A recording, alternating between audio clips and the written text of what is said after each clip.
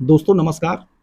दोस्तों आज का विषय नोटरी है कि कैसे एक ऐसी नोटरी तैयार की जाती है या तैयार कराई जाती है जो उस व्यक्ति को जिसने वो तैयार कराई है जेल की हवा भी खिलवा सकती है।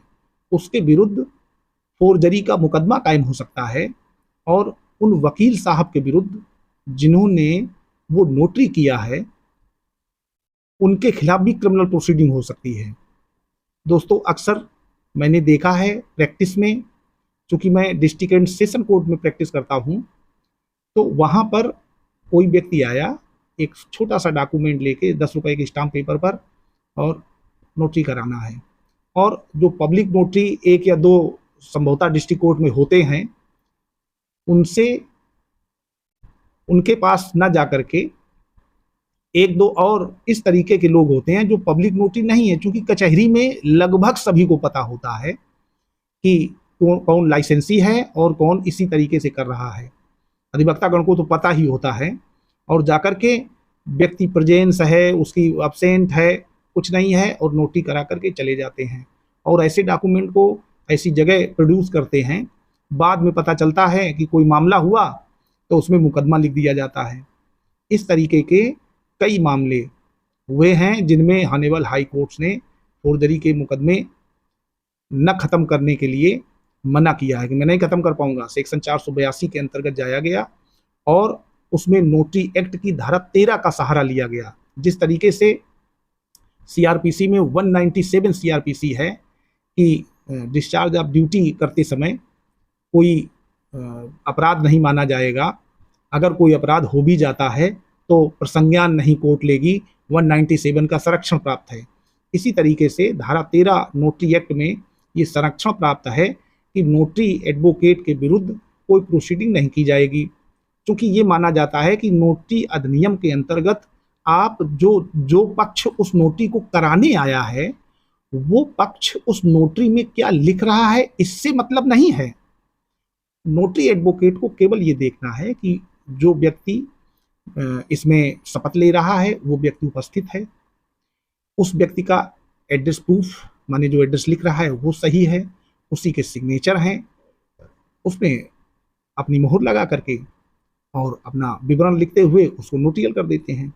और उस नोटरी को एक नोटरी रजिस्टर होता है उनके पास, उसमें नोट करते हैं, उसमें उस व्यक्ति के सिग्नेचर भी कराते हैं जिस व्यक्ति की नोटरी की जा रही है और उसका पूरा विवरण नाम पता लिखते हैं और उस नोटरी रजिस्टर में उस क्रमांक को जिस नंबर पर इनका दर्ज किया गया है वो क्रमांक उस नोटरियल डॉक्यूमेंट पर अंकित करते हैं।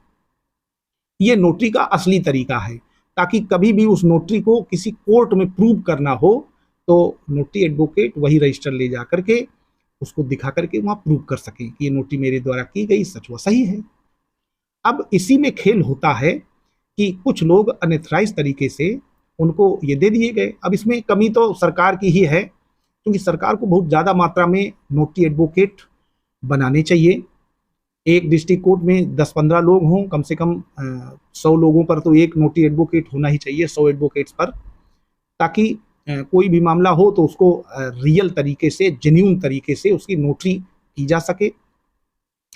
गलत नोटरी, गलत व्यक्ति द्वारा की गई नोटरी, उसमें सिग्नेचर भी किसी अन्य पर्सन के होंगे और उत्तरदायी वो व्यक्ति होगा जिसकी मोहर लगाई गई है, माने वो डॉक्यूमेंट भी फोर्ज्ड हो जाएगा। और ऐसे डॉक्यूमेंट को तैयार करने पर, फोर्ज डॉक्यूमेंट तैयार करने के लिए फोर्जरी का मुकदमा भी लिखाया जा सकता है। तो मुझे लगता है कि ऐसा काम क्यों किया जाए जिससे किसी व्यक्ति के विरुद्ध मुकदमा लिखने की प्रोसीडिंग स्टार्ट हो जाए।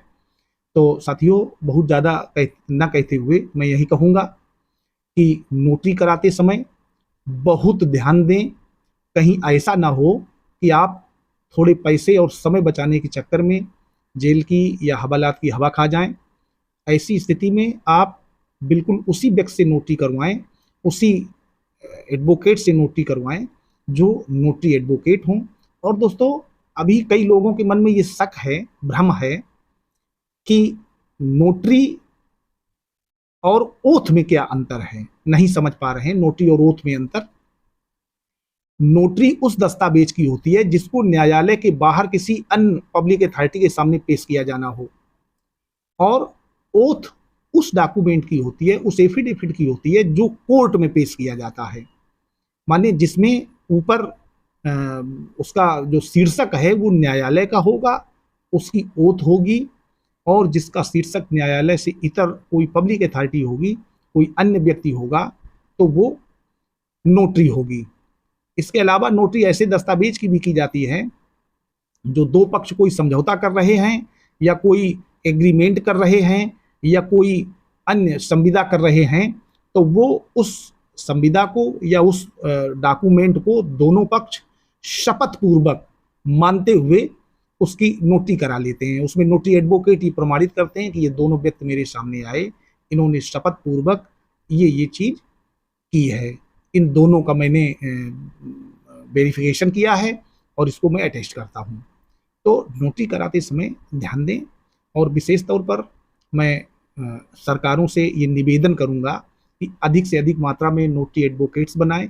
इससे लोगों को रोजगार भी मिलेगा और इस तरीके के फोर्ज और फैब्रिकेटेड मामले आने से बचेंगे, जिसका न्यायालय पे भी मुकदमों का बोझ घटेगा। नमस्कार।